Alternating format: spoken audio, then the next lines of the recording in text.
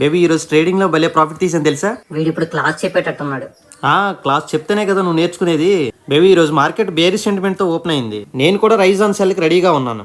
Market కొంచెం up side వచ్చి rejection రాగానే నేను ఎంట్రీ తీసుకున్నాను. At the money put 5 lots buy చేశాను, out of the money put 5 lots sell చేశాను. దీనికి 75,000 క్యాపిటల్ అయితే యూజ్ చేశాను. ఈ స్ట్రాటజీలో మనకి ప్రాఫిట్ అండ్ లాస్ రెండు కంట్రోల్లోనే ఉంటాయి. స్ట్రాటజీ తీసుకున్న వెంటనే మార్కెట్ మూవ్ అయిపోయినా సరే బై ఆప్షన్లో వచ్చే తీటాడికేని సెల్ ఆప్షన్లో వచ్చే తీటాడికే ప్రాఫిట్తో కొంతవరకు కాంపన్సేట్ చేసుకోవచ్చు. హిండెన్బర్గ్ రీసెర్చ్ మార్కెట్కి ఇచ్చిన బడ్జెట్తో అదాని స్టాక్స్ కొంచెం ఫాలో అయ్యి దానివల్ల నిఫ్టీ కూడా ఫాలో అవుతుంది. సైమల్టేనియస్గా బ్యాంక్ నిఫ్టీ కూడా ఫాలో అవుతుంది.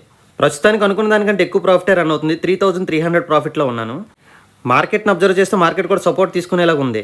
ఈ గ్రీన్ క్యాండిల్తో మన ప్రాఫిట్ కూడా కొంచెం తగ్గింది. 2,800కి వచ్చాం. సో వచ్చిన ప్రాఫిట్ నాకు పోగొట్టుకోవడం ఇష్టం లేదు. Done for the day 2,800 profit book చేసుకున్నాను ఫ్రెండ్స్.